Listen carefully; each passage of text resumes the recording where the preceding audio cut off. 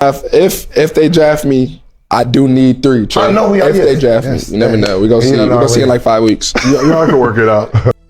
Yo, what's up guys? Pag-usapan natin tong mainit ng usapan bago ang NBA draft. Si AJ Dybantsa, mukhang nagpapakita na agad ng toxic attitude kahit wala pa siya sa liga.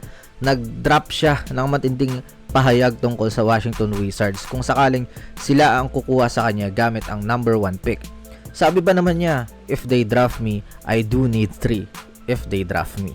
Literal na pinipilit niya na ibigay sa kanya ni Trae Young ang jersey number 3 na para bang siya na agad ang may-ari ng franchise. Sobrang lala ng vibe na pinapakita rito ni Dybantsa at halata naman na ginagawa niya ito para i-force ang paraan na papunta sa Utah. Ayaw niya talagang maglaro sa DC, period. Itong ganitong klaseng mindset, napaka-unprofessional para sa isang paparating na rookie.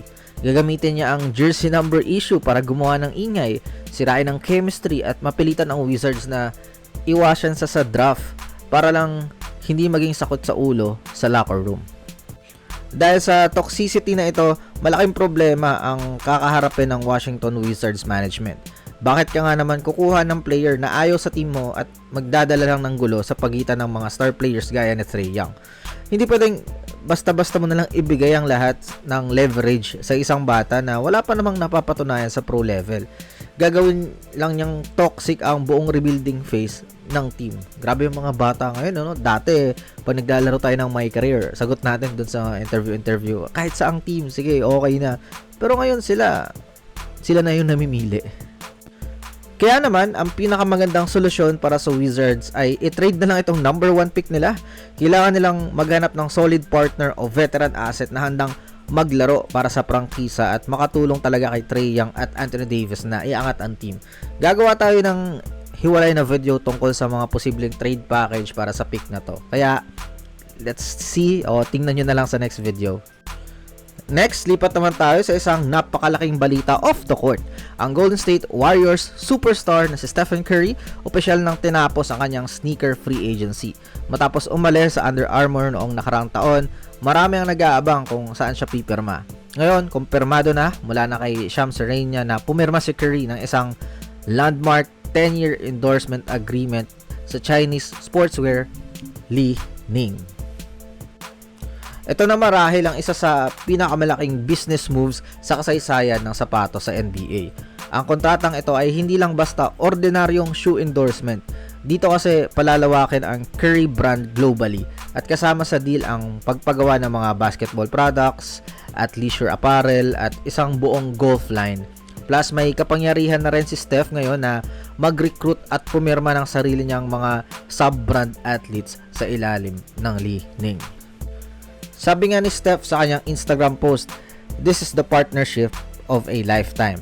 Malaki ang respeto niya sa founder na si Mr. Li Ning at excited siya na dalhin ang kanyang brand sa susunod na antas. Mula sa pagiging mukha ng Under Armour, ngayon ay may hawak na siyang sariling imperyo na magbibigay sa kanya ng impluwensya sa design at business strategy na iilang elite athletes lang ang tulad ni Michael Jordan ang nakakagawa. For the last topic, pumunta naman tayo sa Oklahoma City Thunder. Ayon sa report, magiging napakalinaw ang mensahe ni Shai Gilgeous-Alexander kay Sam Presti. Kahit medyo tahimik lang si Shai sa media, lalanding diretso sa opisina sa front office ang babala niya para protektahan ang kanyang kakampi. Sabi sa mga ulat, ipinapaalala talaga ni SGA sa management kung gaano kahalaga si Lu Dort sa tagumpay ng koponan. Hindi lang ito basta tungkol sa depensa o spacing sa court. Malalim ang pinagsamahan ng dalawa.